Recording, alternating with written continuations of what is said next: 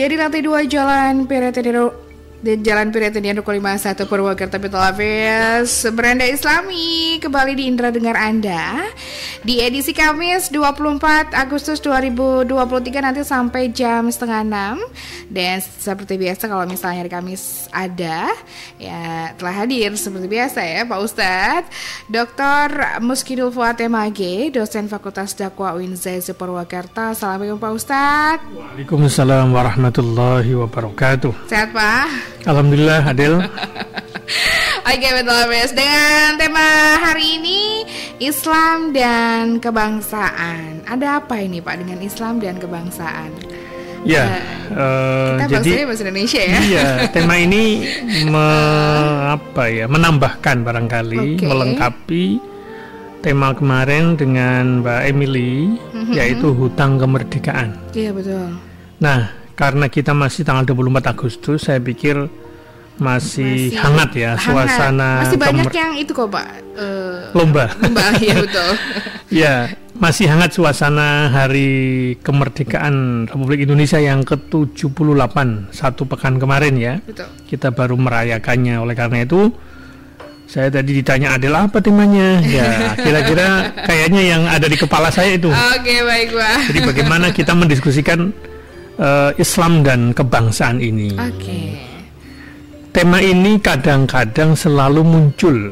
Betulkah bahwa orang Islam itu cinta tanah air? Apakah kalau kita menjadi Muslim itu harus nasionalis? Oh iya betul. Kalau nasionalis apakah tidak menjadi Muslim yang baik? Ini sering didiskusikan. Betul. Apalagi jelang-jelang pemilu. Itu partainya nasional. Iya. Itu partainya nasionalis tuh. Oh iya betul Pak. Iya kan? Iya. Padahal dia agamanya Islam kalau ditanya. Tapi ngakunya nasionalis. Tidak Islam.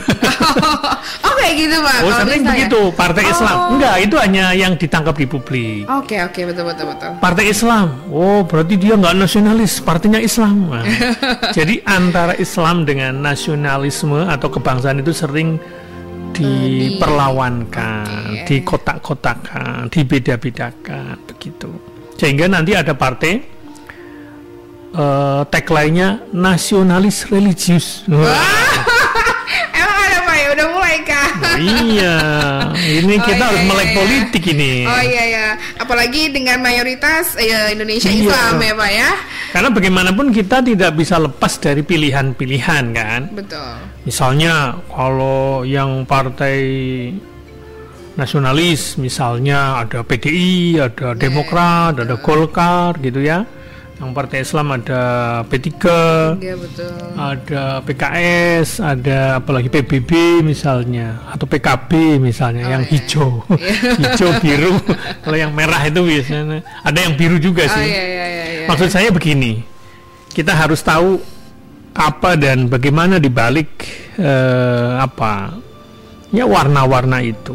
Nah, salah satu yang mengemuka itu adalah Islam dan masalah kebangsaan, gitu ya. Ini nggak mungkin kita hindarkan. Diskusi itu pasti selalu muncul. Kenapa begitu? Karena memang sesungguhnya orang Islam, tentu saja dia agamanya Islam, menjadi Muslim, itu tidak bisa lepas dari kontribusi. Jadi agama Islam ini, termasuk orang Islam, para pendahulu kita, para pemimpin kita di zaman dulu, sebelum Indonesia ada itu kan dihitungnya sejak tahun 1945. Sebelum itu namanya apa? Ya kan? Iya betul. Ya, yang ada itu yang kita sebut Nusantara, kerajaan-kerajaan yang kemudian dijajah oleh Belanda. Nah, akhirnya kemudian mereka pada bersatu ya di berbagai daerah di Indonesia, dipimpin oleh para pahlawan, baik yang disebut nasionalis maupun disebut pemimpin Muslim ya. Ada Soekarno, ada Hatta, dan yang lain-lain. Saya pikir kita kenal. Ada tokoh-tokoh Muhammadiyah, ada tokoh NU. Itu juga ikut serta mendirikan negara kita ini. Jadi kalau kita menjadi Muslim itu jangan kemudian malah kesannya kita tidak terkait dengan masalah bangsa kita ini. Nggak boleh. Karena bangsa ini yang mendirikan itu mayoritas umat Islam. Oh, iya, betul. Ibarat perusahaan, Mbak, saham terbesarnya itu orang Islam. Iya. Bayangkan itu. Termasuk rumusan-rumusan yang ada di negara kita ini. Salah satunya adalah Pancasila. Pancasila itu yang merumuskan itu mayoritas orang Islam. Iya, betul, Pak. Jadi jangan kita kemudian memusuhi Pancasila. Oke. Salah kalau kemudian kita menjadi muslim yang katanya taat, yang militan itu malah anti Pancasila. Itu adalah cara pandang yang salah. Oke. Nah, meskipun tidak pakai bahasa Arab, tidak pakai istilah yang barangkali sebenarnya secara istilah dekat juga. Gitu. Meskipun ada bahasa campurannya juga sih. Misalnya ketuhanan yang Maha Esa itu memang bukan bahasa Arab. Tapi kata Esa itu kan bisa kita terjemahkan dari tauhid. Tauhid itu ajaran Islam. Oke.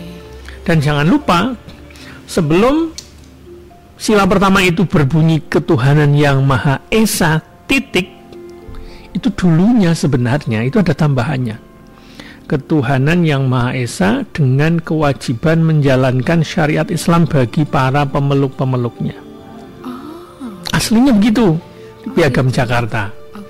Tapi kemudian pemimpin bangsa itu yang dari berbagai daerah, dari berbagai agama itu berkumpul. Saudara-saudara kita non-muslim, terutama mungkin yang Kristen waktu itu, terutama dari Indonesia Timur, itu dalam tanda kutip keberatan. Kalau dengan kata-kata dengan menjalankan syariat Islam bagi para pemeluknya, seolah-olah ini sila ini hanya untuk orang Islam. Oh iya, betul. Padahal kan bagi pemeluknya, kalau bukan pemeluk Islam ya sebenarnya tidak harus gitu ya. Tapi akhirnya dengan kebesaran hati para pemimpin kita yang muslim waktu itu, akhirnya disepakati dengan kewajiban menjalankan syariat Islam bagi para pemeluknya itu dihapus. 7 kata itu dihapus. Sehingga kemudian jadilah ketuhanan yang Maha Esa saja. Cuma bagi seorang muslim, ketuhanan yang Maha Esa itu ya tauhid itu, bahwa kita itu harus bertuhan, percaya kepada Allah Subhanahu wa taala satu-satunya zat yang kita sembah. Itu namanya tauhid. Qul huwallahu ahad.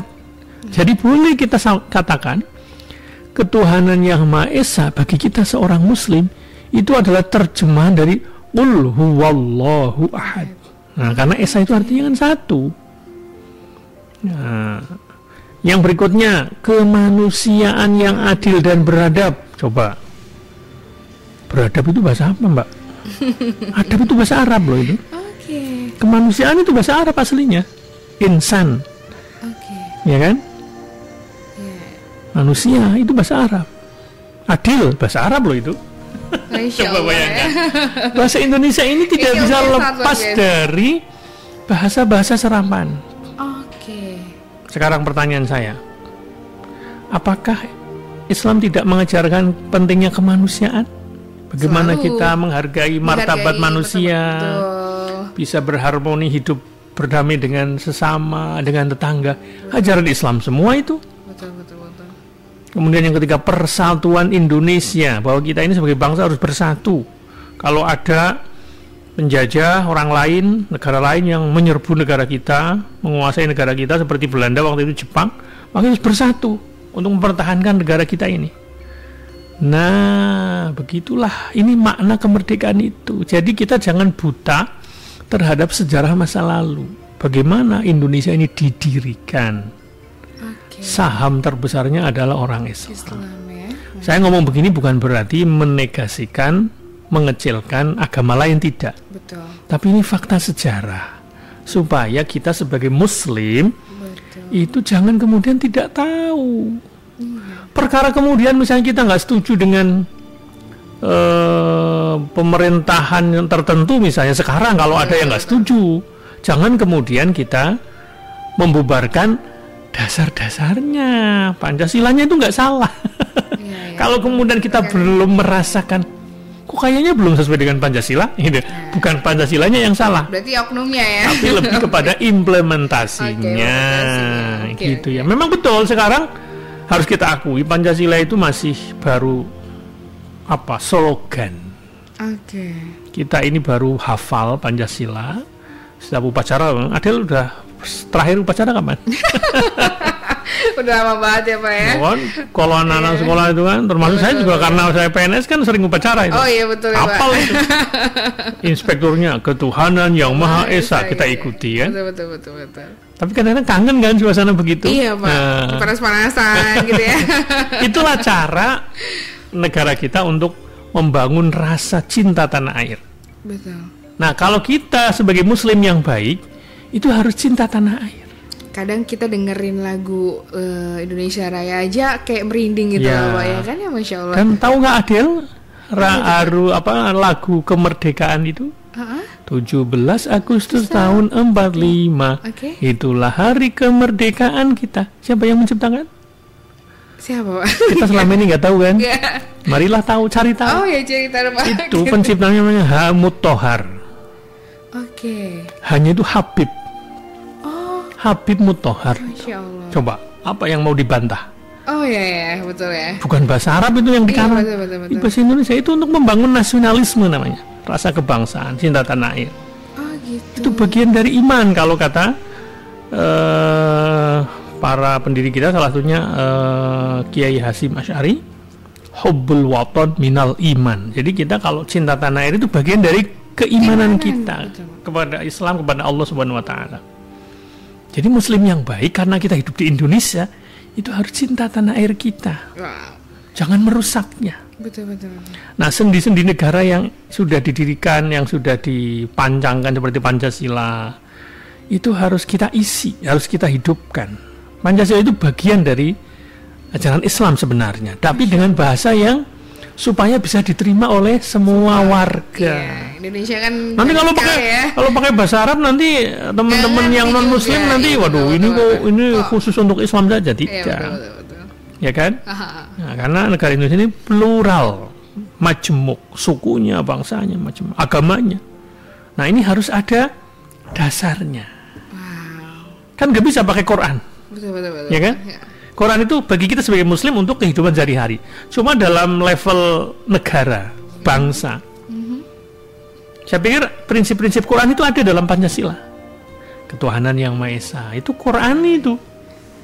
Kemanusiaan yang adil dan beradab, kita harus baik dengan sesama, menjunjung kemanusiaan. Di mana itu letak pertentangannya? Nggak ada pertentangannya. Cinta tanah air, persatuan Indonesia, mana? Itu ajaran Islam, ajaran Quran itu. Yang keempat, kerakyatan yang dipimpin oleh hikmat kebijaksanaan dalam permusyawaratan perwakilan. Mari kita temukan. Kerakyatan. Itu dari kata ra'iyah. Bahasa Arab. Rakyat. Itu bahasa Arab, rakyat itu. Hikmat. Bahasa Arab banget tuh, hikmah. Iya, hikmah. Bijaksanaan. Artinya hikmah dan kebijaksanaan itu sebenarnya satu kata itu.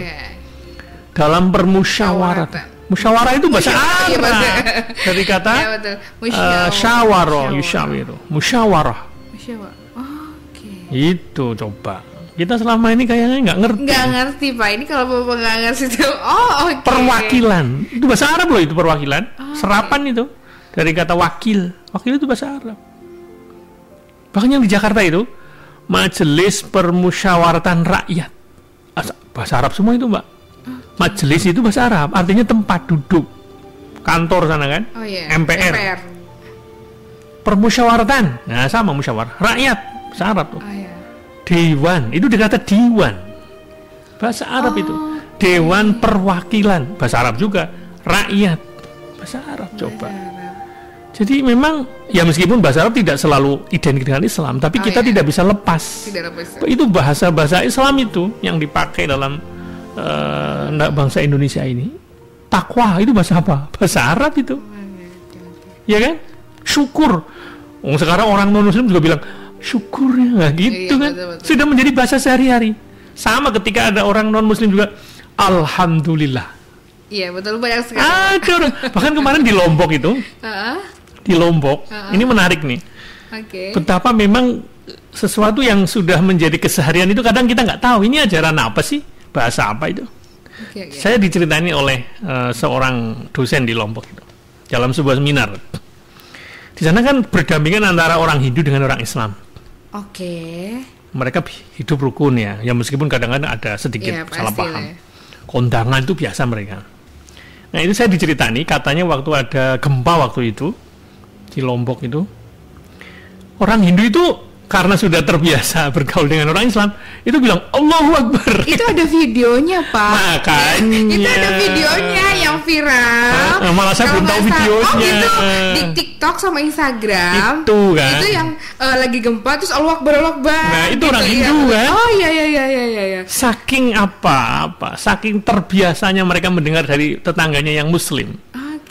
Oh gitu. Itu cobalah. Real ya? Real. Ada Pak. Ya orang salam kan, Assalamualaikum. Loh ini orang Kristen juga bisa ngomong kayak gitu biasa gitu. Iya. Artinya itulah. Jadi kadang-kadang kita ini suka mempersoalkan kulitnya tapi nggak tahu isinya, atau tahu isinya tapi nggak tahu asal usulnya apa maksudnya. Nah kira-kira begitu ya.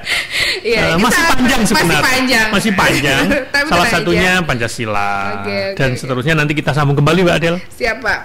Sangat luar biasa Meet Lovers. Ini sangat menarik dan pasti Meet Lovers juga penasaran apa sih Islam dan kebangsaan ini ya. Jadi jangan kemana-mana, tetap di 104.9 Mitra FM. Bahkan ada hadis yang menyatakan jika kalian lupa sesuatu maka bersolawatlah kepadaku. Insya Allah dengan bersolawat itu kita hatinya akan selalu hidup. Ini dipahami dalam sebuah hadis perumpamaan orang yang berzikir. Jadi solawat kan bagian dari zikir. Jadi perumpamaan orang yang berzikir dengan orang yang tidak berzikir itu adalah seperti orang yang masih hidup dengan orang yang mati. Dapatkan kecerahan jiwa dengan ilmu agama dan akhlak mulia. Berbagai kajian tentang permasalahan hidup dan masalah keseharian dari sudut pandang Islam akan Anda dapatkan di Beranda Islami. Setiap hari Kamis jam 4:30 sore hanya di Mitra FM Purwokerto. Muhasabah cintaku. Dari lantai 2 Jalan Piretendian Rukun 51 Purwakarta Metalabels, masih di Beranda Islami nanti sampai jam 5:30 dan masih dengan tema hari ini adalah Islam dan kebangsaan. Tadi ceritanya tuh banyak sekali ya Metalabels yang ternyata bangsa Indonesia ini nggak lepas dari apa ya Pak? Nggak lepas dari orang-orang Islam juga ya. Ada apa lagi nih Pak yang sangat menarik sekali yang ada jadi selain tadi Pancasila kita sudah bahas, yang berikutnya adalah NKRI, Negara Kesatuan Republik Indonesia. Ini juga tidak perlu kita rubah-rubah. Pokoknya ini negara kesatuan. Meskipun bukan disebut negara Islam. Betul. Khilafah, kerajaan enggak. Pokoknya ini sudah final hasil kesepakatan. Jadi ngapain kita ngerubah-ngerubah negara? Udah capek ya Pak ya, ngapain? Ini sudah hasil ijtihad para ulama. Insya Allah ini tidak bertentangan dengan ajaran Islam. Karena negara-negara Islam itu kan ada yang kerajaan, ada yang republik seperti kita di Indonesia ini. Buang-buang waktu menurut saya. Iya betul. Kemudian Bhinneka Tunggal Ika. Nah, ini kan Islami juga. Betul. Persatuan itu kita hidup ini beda-beda, ya kan? Bisa beda suku, beda bahasa, beda warna kulit, tapi bisa berdampingan dengan baik. Berbeda tapi satu dalam pengertian sebagai bangsa Indonesia, kira-kira begitu. Kemudian apalagi? Ya sudah itu Pancasila, NU, Undang-Undang Dasar 45. Adel tahu nggak di Undang-Undang Dasar 45 itu sebenarnya secara tersirat itu di situ kan ada Pancasilanya juga kan. Betul.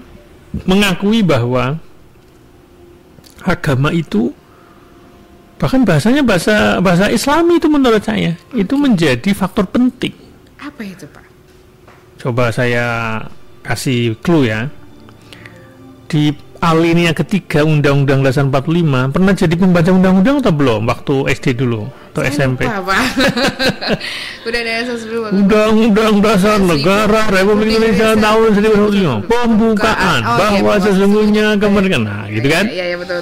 Nah, di ketika itu ada kata-kata atas berkat rahmat Allah. Coba. Iya, betul. Siapa yang menyusun itu kalau bukan orang Islam itu? Iya, betul. Berkah itu orang Islam loh itu. Bahasa Arab itu berkah. Konsep berkah itu bahasa Arab. Rahmat. Iya kan? Betul sekali. Meskipun itu sudah menjadi bahasa Indonesia, siapapun bisa ngucapin kan. Betul. Nikmat, syukur, Arab semua itu bahasanya itu. Itu artinya apa? Itu artinya apa? Penyusun dasar-dasar negara, Pancasila, Undang-Undang Dasar 45 itu secara tidak langsung sudah memasukkan nilai-nilai Islam sebenarnya. Cuma dibuat bahasa yang kira-kira jangan terlalu membuat orang curiga, ya kan? Itu maksudnya. Nggak usah pakai bahasa Arab gitu ya, yang asli. Kalau ini kan meskipun aslinya bahasa Arab, tapi kan sudah diserap, sudah mengalami perubahan. Kalau kata nikmat, syukur, takwa, tawakal itu kan sudah keseharian kita kan di Indonesia ini. Betul. Tapi jangan lupakan itu esensinya, apa itu? Wah, itu ajaran Islam sebenarnya. Itu ya. Jadi sekali lagi, kita sebagai orang Islam atau Muslim yang tinggal di Indonesia ini tidak bisa lepas dari tanggung jawab kita sebagai warga negara. Dan cinta tanah air itu selama tidak bertentangan dengan cinta kepada Allah dan Rasul, itu adalah bagian dari agama kita. Pertanyaannya, bagaimana di zaman sekarang ini? Apakah cukup kita ikut karnaval dengan memakai baju tentara, terus di wajahnya dikasih coreng gitu ya, merdeka? Betul sekali. Tentu itu tidak cukup. Tapi bahwa itu sebagai sebuah ungkapan rasa syukur, gembira, ikut karnaval, ya kan? Bahkan ada yang dalam tanda kutip berani malu gara-gara ikut karnaval. Ada joget-joget, pakai baju adat gitu kan? Iya, betul. Perpanas-panasan, itu kalau tidak diniati secara benar, wah itu bisa sayang itu. Nah, niatnya adalah dalam rangka cinta tanah air, mengenang kemerdekaan negara Republik Indonesia. Begitulah implementasi cinta tanah air kita di zaman sekarang. Tapi belum cukup itu. Itu baru ungkapan rasa syukur dulu, gembira dengan hari lahir negara kita ini 78 tahun, ya kan? Nah, bagaimana wujud cinta tanah air kita sebagai orang Islam yang tinggal di Indonesia ini? Ya, satu, kita berjuang. Kalau zaman dulu kan para pahlawan itu kan berjuang mempertahankan negara supaya tidak dikuasai oleh orang asing kan? Betul. Penjajah, ya kan? Bahkan ada fatwa namanya resolusi jihad. Jadi waktu itu di tahun 46 itu pernah ada fatwa. Fatwa itu kayak seruan dari ulama namanya Kiai Hasyim Asy'ari yang mendirikan Nahdlatul Ulama. Tahun 46 tanggal 22 Oktober yang sekarang jadi Hari Santri. Itu awalnya itu sebenarnya. Jadi sudah merdeka tapi Belanda datang lagi. Ya kan? Gitu. Ya, akhirnya dibuatlah resolusi jihad. Jadi kita harus melawan penjajah. Meskipun kita senjatanya kurang, kalah canggih dengan Belanda, tapi kita bisa mengusir. Nah, itu adalah contoh dari ajaran agama bisa menggerakkan orang untuk berjuang. Di zaman itu perjuangannya melawan penjajah. Kalau zaman sekarang bagaimana? Iya, Pak. Bingung. Nah, itulah yang harus kita jawab. Ya, kita harus membela negara kita, ya. Terus kemudian jadi warga negara yang baik, jangan memberontak. Mengkritik pemerintah boleh nggak? Iya, boleh. Boleh, tapi jangan kemudian merusak. Ya, kita nggak usah ikut aliran macam-macam yang akan mendirikan negara Islam kayak kemarin itu NII. Betul. Nggak usah mikir kayak gitu-gitulah, buang-buang waktu. Mending kita terima saja apa yang sudah dirumuskan oleh para ulama, para pendahulu kita ini. Kalaupun ada kekurangan ya itu boleh kita salurkan lewat jalur yang benar. Kita punya perwakilan kan di partai-partai, di DPR gitu ya. Kita sampaikan dan kita suarakan. Boleh seperti itu. Ini kayaknya undang-undang ini merugikan rakyat misalnya. Iya, upahnya kurang, bahkan ada mau sekarang ada undang-undang ART nanti ada sedang dirancang ya, asisten rumah tangga, perburuan macam-macam. Perburuan memang dari awal ya Pak ya. Iya, itu saya pikir kalau ada yang kurang pas ya kita dandani bareng-bareng. Iya betul. Jadi kita dandani, jangan kemudian membakar sarangnya. Dasar-dasarnya nggak usah dibongkar, tapi implementasinya itu. Mengkritik pemerintah boleh, tapi jangan menghancurkan negara kita. Kira-kira seperti itulah. Ya. Boleh silakan dengan cara-cara yang kira-kira tidak rusak. Ya. Jadi intinya implementasinya sekarang bukan mengangkat senjata. Implementasi berjuang di zaman sekarang itu bukan mengangkat senjata. Ya. Ya satu tadi menjadi warga yang baik gitu ya. Kemudian apa istilahnya ya bisa ikut pemilu ya. Iya, ikut meskipun jangan golput ya Pak ya. Meskipun mungkin pemilunya kok misalnya ini kok nggak jujur. Nah kita dandani supaya pemilu besok itu jujur misalnya. Itu contoh saja. Kemudian apa ya hidup berdampingan di masyarakat, bekerja sebaik-baiknya, damai dengan apa warga sekitar gitu, jangan macam-macam. Ada lagi yang penting Mbak, jangan lupa kita harus membeli produk Indonesia. Jangan bangga kalau Anda menggunakan merek-merek luar negeri. Foto gitu-gitu ya Pak. Saya pernah dapat cerita gini Mbak. Oke, gimana Pak? Ada temen biasalah kalau kita ke luar negeri itu kan seneng cerita, saya habis ke Malaysia kemarin, habis ke Singapura, habis kemana-mana gitu. Dia beli tas di Malaysia itu, dibawa pulang, itu ada temennya, ini kemarin saya beli di Tasikmalaya. Iya kan?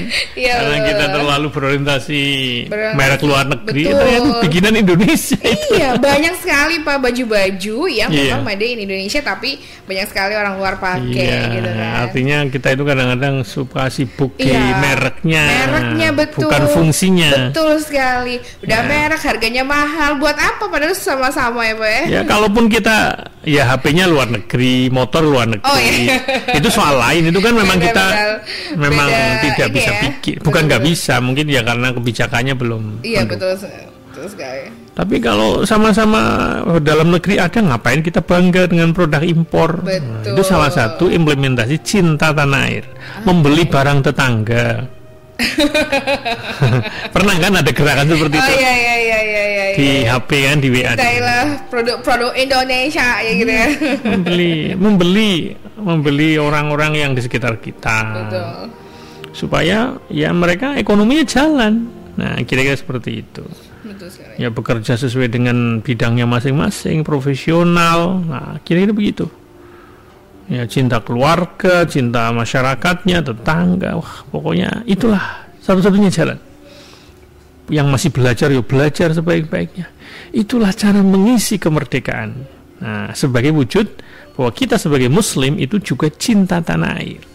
Cinta tanah air itu bukan tanahnya, maksudnya ya cinta orang-orang yang ada di tanah air kita ini. Betul. Bersama-sama bersatu mewujudkan supaya misalnya ekonominya bagus, kemudian tidak kurang pangan, tidak kurang papan, tidak kurang sandang, misalnya begitu. Itu langkah yang bisa kita lakukan di zaman sekarang untuk mengisi kemerdekaan yang sudah 78 tahun. Jadi nggak usah neko-neko, ya, jangan membayangkan, wah kalau begitu kayaknya saya pingin perang tuh. Oh sekarang perangnya pakai senjata nuklir, misalnya pakai ngeri ya Pak ya. Pakai apa peluru, apa namanya itu roket, nggak perlu ketemu, tapi tahu-tahu jeder. Betul. Apa kita sudah siap begitu? Enggak. Tapi juga kita tidak menutup kemungkinan bahwa negara kita ini bisa perang. Nah kemarin Rusia sama Ukraina bisa perang. Bisa. Sangat mungkin kan? Ya, tergantung kita bagaimana kita kan. Iya, betul. Ya, tapi jangan kemudian merindukan perang. Jangan, nggak enak tuh. Konflik itu nggak enak. Betul. Tapi kalau sudah satu-satunya jalan Karena mungkin ada kondisi yang seperti itu, ya disitulah kita dipanggil perang. Cuma mau perangnya pakai apa? Nah itu dia Pak. Pakai bambu runcing ya, nggak bisa di zaman sekarang ini. Ya itulah intinya seperti itu Mbak. Tetapi juga sebenarnya kita bukan berarti nggak perang Mbak. Kita perang. Tapi perangnya perang apa sekarang? Perang pemikiran, perang budaya. Kita sedang berperang loh. Jadi kalau secara budaya kita dijajah, bahkan anak-anak kita, generasi muda kita ini lebih senang makanan luar negeri, itu sebenarnya kita sedang berperang. Iya. Perang selera. Hidup pun juga sekarang sama. Perang selera itu. Iya betul sekali Pak. Nah itu penting juga, itu perang juga, perang budaya itu. Kita mempertahankan budaya kita yang baik. Kalau yang nggak baik ya kita tinggalkan. Bukan berarti kita nggak boleh bergaul dengan negara lain, nggak boleh memakai nggak boleh makan makanan mereka, ya selama itu halal ya nggak apa-apa. Tapi jangan kemudian jadikan gaya hidup. Kita nggak mengenal makanan-makanan dalam negeri lagi. Nah itu berarti tidak cinta tanah air itu. Kalau senang produk luar negeri, karena kita harus mengutamakan tetangga terdekat, yaitu satu bangsa kita ini. Ya tetangga, satu desa, nggak usah jauh-jauh. Nah, kira-kira begitulah Mbak, tambahan dari saya, nanti kita lanjutin kembali. Oke, baiklah. Mitlovers masih bersama Adel dan Pak Fuad dan Pak Ustadz, dan jangan kemana-mana, tetap di 104.9 Mitra FM. Bahkan ada hadis yang menyatakan, jika kalian lupa sesuatu maka bersolawatlah kepadaku. Insya Allah dengan bersolawat itu kita hatinya akan selalu hidup. Ini dipahami dalam sebuah hadis, perumpamaan orang yang berzikir. Jadi sholawat kan bagian dari zikir. Jadi perumpamaan orang yang berzikir dengan orang yang tidak berzikir itu adalah seperti orang yang masih hidup dengan orang yang mati. Dapatkan kecerahan jiwa dengan ilmu agama dan akhlak mulia. Berbagai kajian tentang permasalahan hidup dan masalah keseharian dari sudut pandang Islam akan Anda dapatkan di Beranda Islami. Setiap hari Kamis jam 4:30 sore hanya di Mitra FM Purwokerto. Muhasabah cintaku. Di Rantai 2 Jalan Piraten Nur 51 Purwakarta Mitlovers. Ini akhir sesi dari Beranda Islami. Jadi ada yang Bapak mau sampaikan di Oke, Mitlovers sekalian, Mbak Adel. Jadi sebenarnya apa yang kita diskusikan, apa yang kita bahas sore ini tidak lain dan tidak bukan hanya untuk memperkuat pemahaman kita tentang bagaimana hubungan agama kita Islam ini dengan masalah negara kita ini. Betul. Artinya kita sebagai muslim tentu saja harus menggali bagaimana, jangan kemudian kita terburu-buru untuk mengatakan bahwa wah negara kita ini tidak Islam. Oke, mungkin bahasanya kelihatannya tidak Islam, meskipun sebenarnya Islam banget loh tadi ya. Iya, betul sekali. Bahasanya. Dari semuanya. Iya, ya kalau nggak Islam ya Islami lah. Nah, memang betul negara kita ini bukan negara Islam secara formal. Betul. Tapi secara substansi Islami loh itu. Nah, mana sih yang negara Islam itu, coba ditunjuk. Coba. Kalau yang menggugat itu loh. Negara Islam yang ideal itu yang seperti apa? Iya. Mau menunjuk Arab Saudi misalnya? Iya. Apakah itu ideal? Enggak sih. Karena di sana juga ternyata ada banyak masalah juga, dan agamanya juga banyak ya Pak ya ternyata. Iya, ternyata ada sebagian kecil. Iya, sebagian kecil yang persentasenya kecil. Artinya kita jangan kemudian di era media sosial seperti ini kadang-kadang kita kan suka terburu-buru menerima informasi. Betul. Nah, khususnya karena ini terkait dengan 17 Agustus atau hari kemerdekaan ya. Sudah saatnya kita kembali membaca bagaimana sebenarnya hubungan antara Islam dan negara kita ini. Betul jangan sekali. Kemudian kita mudah diombang-ambingkan. Iya, mudah terbakar. Iya. Wah, ini partainya ini partai Islam. Iya Pak, betul sekali. Sekarang ya kan? Partai jadi partainya digolongkan Islam. Ya boleh, nggak masalah. Tapi kemudian kalaupun Islam ya kita lihat perilakunya. Iya, betul jangan sekali. Kemudian partainya Islam tapi perilakunya tidak mencerminkan. Betul. nggak masalah kita memilih misalnya yang mungkin secara formal tidak menyebut Islam, tapi kemudian perilakunya, pikirannya, konsepnya, garis perjuangannya itu betul-betul membawa misi yang memperjuangkan masyarakat, misalnya seperti itu. Betul Pak, betul. Nah, barangkali dengan cara seperti itulah kita tidak kemudian gampang terburu-buru untuk mempertentangkan antara Islam dan negara. Nah, kira-kira seperti itu. Tapi tentu saja ini bisa kita capai kalau kita kemudian banyak baca, banyak berdiskusi. Jadi nanti kalau pengajian itu ustadznya juga perlu bahas yang kayak gini-gini. Perlu. Iya, betul, supaya Pak, tidak menjadi hal-hal yang sering berulang-ulang gitu ya. Kalaupun ada oknum ya, sebagaimana pernah kita bahas, ada oknum orang Islam kok malah misalnya ngebom kantor polisi misalnya, dikenal kemudian Islam. Oke, kalau memang dia benar Muslim, itu berarti bukan mencerminkan ajarannya. Kalau dia benar Muslim, bukan direkayasa loh ya. Iya, betul. Nah, kita tidak tahu, wallahu alam, ini kalau ada rekayasa itu soal lain. Nah, itu yang sekarang katanya intelijen macam-macam lah, konspirasi, kayak gitu tuh di luar ranah kita ya. Tapi intinya kan kita beberapa saat yang lalu kita membahas tentang Islam dan versus Muslim. Kayaknya sama Adil juga kan? Ingat kan? Betul, Islam versus Muslim, Muslim versus Islam. Betul. Itu untuk menggambarkan bahwa kadang-kadang perilaku sebagian umat Islam ini tidak mencerminkan ajaran Islam. Betul sekali. Nah, kalau ada oknum yang berperilaku seperti itu, jangan kemudian kita generalisasikan, itu berarti Islam kayak gitu. Nah, begitu kira-kira Mbak.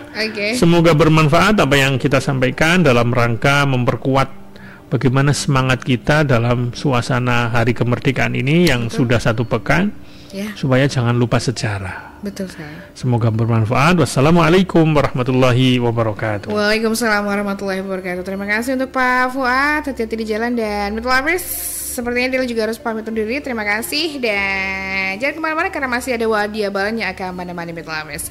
Jadi ketemu di minggu depan di Beranda Islami ya, terakhir di 31 Agustus untuk di akhir Agustus maksudnya. Dan terima kasih. Wassalamualaikum warahmatullahi wabarakatuh. Bye.